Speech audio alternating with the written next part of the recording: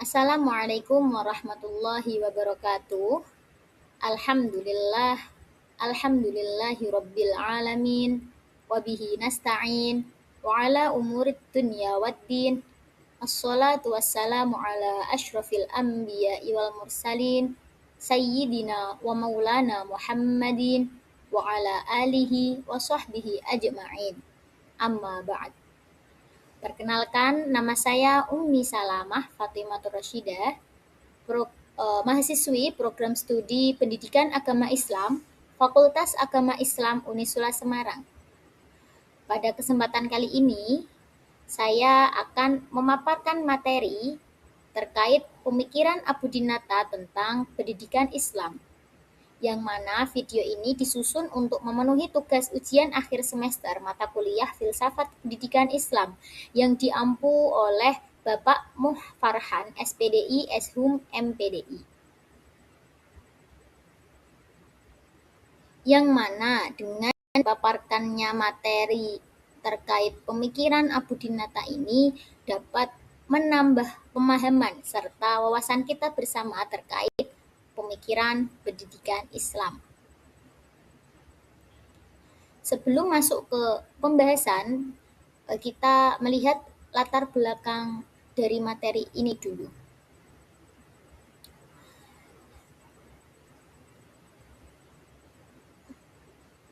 Pendidikan merupakan kebutuhan dasar manusia dalam mengembangkan potensi, kepribadian, serta kualitas jasmani dan rohani secara berkelanjutan. Dalam konteks pendidikan Islam, proses pendidikan tidak hanya berfungsi mentransfer pengetahuan, tetapi juga menanamkan dan mentransformasikan nilai-nilai Islam kepada generasi penerus. Di negara Indonesia, pendidikan Islam telah berkembang sejak awal masuknya Islam melalui sistem sederhana hingga menjadi lembaga formal. Namun, menurut Abudinata, pendidikan Islam masih perlu pembaharuan agar mampu menjawab tantangan zaman dan tidak hanya berorientasi pada masa lalu. Oleh karena itu, pemikiran Abudinata penting dikaji karena menawarkan gagasan pendidikan Islam yang relevan, kontekstual, dan berlandaskan nilai Al-Quran dan Sunnah guna menyiapkan generasi yang berakhlak mulia, berilmu, dan mampu bersaing di era global. Kemudian, pada rumusan masalahnya, yang pertama, bagaimana biografi dan latar belakang pemikiran Abudinata? Yang kedua, bagaimana konsep pendidikan Islam menurut perspektif Abudinata? Yang ketiga, apa tujuan pendidikan Islam menurut Abudinata? Yang keempat, bagaimana karakteristik pendidikan Islam dalam perspektif Abudinata? Langsung masuk rumusan masalah yang pertama, tentang biografi beliau. Beliau bernama Profesor Dr. Haji Abudinata MA, yang merupakan tokoh pembaharuan pendidikan Islam di Indonesia dan guru besar UIN Syarif Hidayatullah Jakarta. Beliau lahir di Cibuntu, Bogor pada tanggal 2 Agustus tahun 1954. Pendidikan dasar beliau ditempuh di madrasah, kemudian melanjutkan ke PGA sambil mondok di pesantren. Ia meraih gelar sarjana, magister, dan doktor di UIN Syarif Hidayatullah Jakarta dengan disertasi tentang konsep pendidikan Ibnu Sina, serta pernah mengikuti program postdoktoral di McGill University, Kanada. Karir akademiknya dimulai sebagai dosen sejak tahun 1985 dan pernah menjabat sebagai pembantu rektor serta dekan fakultas Dirosat Islamiyah. Profesor Dr. Haji Abudinata MA dikenal produktif menulis dengan lebih dari 50 karya di bidang pendidikan dan pemikiran Islam. Kontribusinya yang luas menjadikannya salah satu tokoh penting dalam pengembangan pendidikan Islam di Indonesia. Nah, setelah mengetahui latar belakang kehidupan dan intelektual Profesor Dr. Haji Abudinata ini, selanjutnya kita akan membahas konsep dasar pendidikan Islam menurut perspektif Abudinata. Menurut Abudinata, pendidikan Islam merupakan suatu proses pembinaan manusia secara menyeluruh yang mencakup aspek jasmani, akal, dan rohani. Pendidikan tidak hanya bertujuan mencerdaskan secara intelektual, tetapi juga membentuk kepribadian dan akhlak yang baik. Abudinata menekankan bahwa pendidikan Islam bersumber dari Al-Quran, hadis, serta pemikiran para ulama, namun tetap terbuka terhadap perkembangan ilmu pengetahuan dan perubahan zaman. Oleh karena itu, pendidikan Islam harus bersifat dinamis, kontekstual, dan mampu menjawab tantangan kehidupan modern tanpa meninggalkan nilai-nilai keislaman. Nah, dari konsep dasar tersebut dapat dipahami bahwa pendidikan memiliki posisi yang sangat penting dalam Islam. Oleh karena itu, pembahasan berikutnya di slide berikutnya akan mengulas tentang urgensi pendidikan dalam Islam. Urgensi yang pertama, pendidikan memiliki kedudukan penting dalam Islam.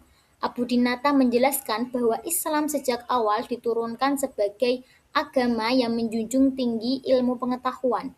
Pendidikan menjadi sarana utama dalam membentuk kualitas individu dan masyarakat. Melalui pendidikan, nilai-nilai Islam seperti kejujuran, keadilan, tanggung jawab, dan kepedulian sosial dapat ditanamkan secara berkelanjutan. Urgensi yang kedua, pendidikan membentuk hamba dan khalifah Allah. Pendidikan Islam juga berfungsi untuk menyiapkan manusia agar mampu menjalankan perannya sebagai hamba Allah sekaligus sebagai khalifah di muka bumi yang bertanggung jawab terhadap diri sendiri, masyarakat, dan lingkungan sekitarnya.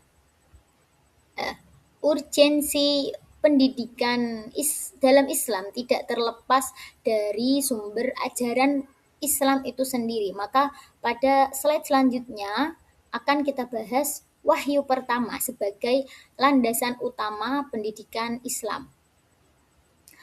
Wahyu pertama yang diturunkan kepada Nabi Muhammad SAW yaitu Quran Surah Al-Alaq ayat 1-5 menjadi landasan utama pendidikan dalam Islam. Perintah Iqra menunjukkan bahwa aktivitas membaca dan belajar merupakan pintu awal pengembangan ilmu pengetahuan. Menurut Profesor Dr. Abu Dinata, makna Iqra tidak hanya terbatas pada membaca teks, tetapi juga membaca fenomena alam dan realitas kehidupan. Ayat tersebut mengandung unsur pendidikan seperti proses belajar dan mengajar, peran pendidik dan peserta didik, serta pentingnya ilmu pengetahuan dalam kehidupan manusia. Hal ini menunjukkan bahwa pendidikan merupakan fondasi penting bagi kemajuan peradaban Islam. Berdasarkan landasan wahyu tersebut, muncul berbagai konsep dan istilah yang menjadi dasar dalam pendidikan Islam. Selanjutnya, kita akan membahas istilah-istilah pokok pendidikan Islam. Profesor Dr. Abu Dinata menjelaskan bahwa dalam pendidikan Islam terdapat beberapa istilah utama yang saling berkaitan. Yang pertama ada tarbiyah, yang kedua ada taklim, dan yang ketiga ada ta'dib. Apa itu tarbiyah? Tarbiyah merupakan proses pembinaan dan pengembangan potensi manusia secara bertahap. Taklim merupakan proses penyampaian dan penguasaan ilmu pengetahuan. Sedangkan ta'dib adalah proses pembentukan adab dan akhlak mulia. Ketiga istilah ini tidak dapat dipisahkan karena pendidikan Islam tidak hanya menekankan aspek kognitif, tetapi juga aspek sikap dan perilaku. Dengan demikian, pendidikan Islam bertujuan membentuk manusia yang berilmu sekaligus berakhlak. Namun menurut Profesor Dr. Abu Dinata ini, istilah tentang punya pendidikan punya istilah lain selain tiga ini. Selain istilah tarbiyah, taklim, dan ta'dib, Abu Dinata juga menjelaskan adanya istilah lain dalam pendidikan Islam. Yang pertama ada tazkiyah, yakni bermakna penyucian jiwa, yaitu proses membersihkan hati dari sifat-sifat buruk dan menumbuhkan sifat-sifat terpuji.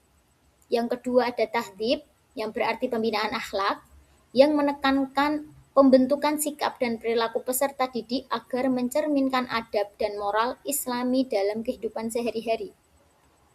Yang ketiga ada irsyad, yang merupakan proses bimbingan dan pengarahan yang dilakukan pendidik agar peserta didik mampu memahami dan mengamalkan nilai-nilai kebenaran.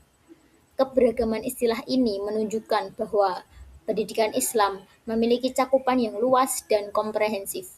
Pendidikan Islam tidak hanya berlangsung di lembaga formal seperti sekolah atau perguruan tinggi, tetapi juga dalam lingkungan keluarga dan masyarakat. Tujuan akhirnya adalah untuk membentuk manusia yang beriman, berilmu, dan berakhlak mulia dalam kehidupan sehari-hari.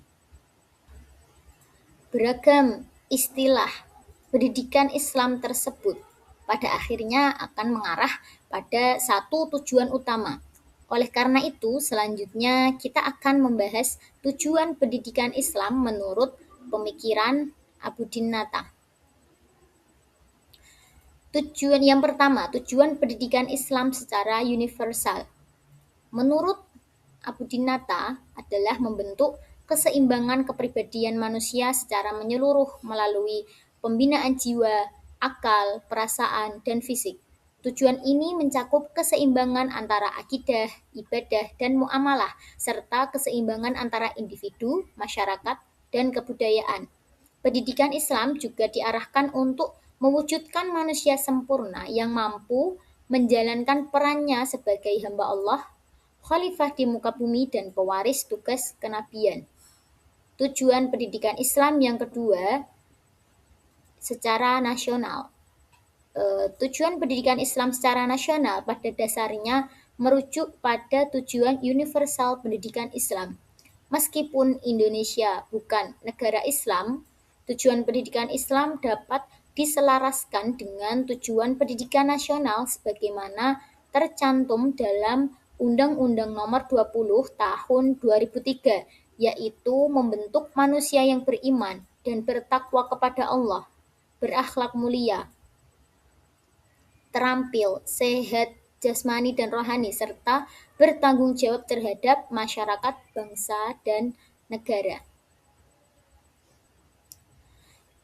Yang ketiga, tujuan pendidikan Islam secara institusional adalah tujuan yang dirumuskan oleh setiap lembaga pendidikan Islam, mulai dari pendidikan anak usia dini hingga perguruan tinggi. Tujuan ini disesuaikan dengan karakteristik dan kebutuhan masing-masing lembaga, namun tetap berlandaskan dan mengacu pada tujuan pendidikan Islam secara universal. Yang keempat, tujuan pendidikan Islam pada tingkat program studi. Tujuan pendidikan Islam pada tingkat program studi diarahkan untuk menyesuaikan proses pendidikan dengan bidang keilmuan tertentu. Dengan tujuan ini, diharapkan lembaga pendidikan Islam mampu melahirkan lulusan yang memiliki kompetensi, keahlian, dan profesionalitas sesuai dengan bidang program studi yang ditempuh. Tujuan pendidikan Islam yang kelima pada tingkat mata pelajaran bertujuan agar peserta didik mampu memahami, menghayati, dan mengamalkan ajaran Islam yang terkandung dalam materi pelajaran tertentu. Misalnya, pada mata pelajaran tafsir, tujuan pendidikannya diarahkan agar peserta didik dapat memahami dan mengamalkan ayat-ayat Al-Quran secara benar, mendalam, dan komprehensif. Kemudian tujuan pendidikan Islam yang terakhir, yakni pada tingkat pokok bahasan. Tujuan pendidikan Islam pada tingkat pokok bahasan berfokus pada pencapaian kompetensi dasar dan kompetensi utama dari materi yang diajarkan. Setiap pokok bahasan memiliki tujuan khusus, misalnya pada pokok bahasan tarjamah. Tujuan pendidikannya adalah agar peserta didik mampu menerjemahkan ayat-ayat Al-Quran secara benar sesuai dengan kaidah penerjemahan. Untuk mencapai tujuan pendidikan Islam tersebut, tentu terdapat ciri atau karakteristik khusus yang membedakannya dengan sistem pendidikan lainnya. Hal ini akan dibahas di slide selanjutnya. Menurut Profesor Abudinata, karakteristik pendidikan Islam sejatinya sama dengan karakteristik ajaran Islam itu sendiri, seperti komprehensif, kritis, humanis, dan responsif. Karakteristik ini menjadi landasan dalam penyelenggaraan pendidikan Islam agar mampu menjawab kebutuhan peserta didik dan perkembangan zaman, yang akan kita bahas satu persatu. Yang pertama ada karakteristik komprehensif. Pendidikan Islam bersifat komprehensif karena Islam merupakan agama terakhir yang menyempurnakan ajaran sebelumnya, mencakup aspek akidah, akhlak, dan syariat. Dalam pendidikan, sifat komprehensif ini tampak pada upaya mengembangkan seluruh potensi peserta didik secara utuh melalui pendekatan multidisipliner seperti psikologis, sosial, emosional, dan spiritual yang terintegrasi dalam visi, misi, tujuan, dan kurikulum pendidikan. Karakteristik yang kedua yakni kritis. Pendidikan Islam memiliki karakter kritis sebagaimana ajaran Islam yang mengoreksi penyimpangan ajaran sebelumnya. Peserta didik diarahkan untuk terus belajar, berpikir rasional, dan membangun pengetahuan yang memiliki dasar argumentasi serta data yang kuat. Menurut Abudinata, pendidikan Islam tidak hanya melatih kemampuan berbicara, tetapi juga menuntut tanggung jawab ilmiah atas kebenaran informasi yang disampaikan. Karakteristik yang ketiga yakni humanis. Pendidikan Islam bersifat humanis karena memandang manusia sebagai makhluk yang memiliki martabat dan potensi. Islam menjamin keseimbangan antara kehidupan dunia dan akhirat, serta melindungi hak fisik dan rohani manusia. Oleh karena itu, proses pendidikan harus menghargai perbedaan peserta didik, tidak bersifat memaksa, dan menyesuaikan metode pembelajaran dengan keragaman kemampuan dan kebutuhan siswa. Karakteristik yang keempat yakni responsif.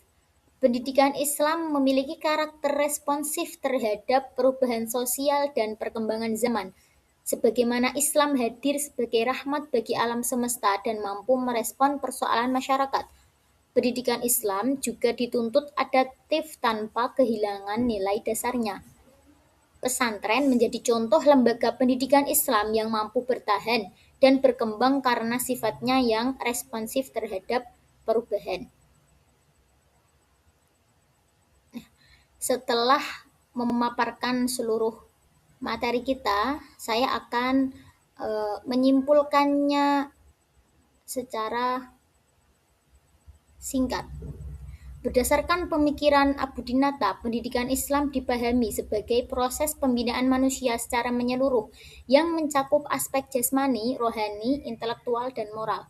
Pendidikan Islam tidak hanya berorientasi pada transfer pengetahuan, tetapi juga diarahkan pada pembentukan kepribadian manusia yang beriman, bertakwa, dan berakhlak mulia sebagai hamba dan khalifah Allah.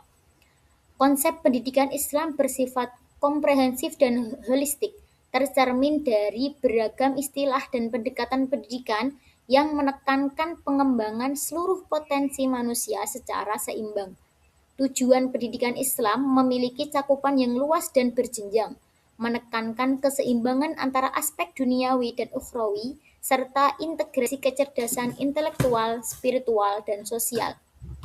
Karakteristik pendidikan Islam bersifat komprehensif, kritis, humanis, dan responsif terhadap perkembangan zaman, sehingga tetap relevan tanpa meninggalkan nilai-nilai dasar Al-Quran dan hadis. Demikian pemaparan yang dapat kami sampaikan. Kami menyadari bahwa presentasi ini masih memiliki keterbatasan. Oleh karena itu, kami sangat mengharapkan kritik dan saran yang membangun demi penyempurnaan pembahasan kita hari ini. Akhir kata, kami ucapkan terima kasih atas perhatian Bapak dosen serta teman-teman sekalian. Terima kasih telah mendengarkan apa yang telah saya paparkan. Wabillahi taufik wal hidayah. Wassalamualaikum warahmatullahi wabarakatuh.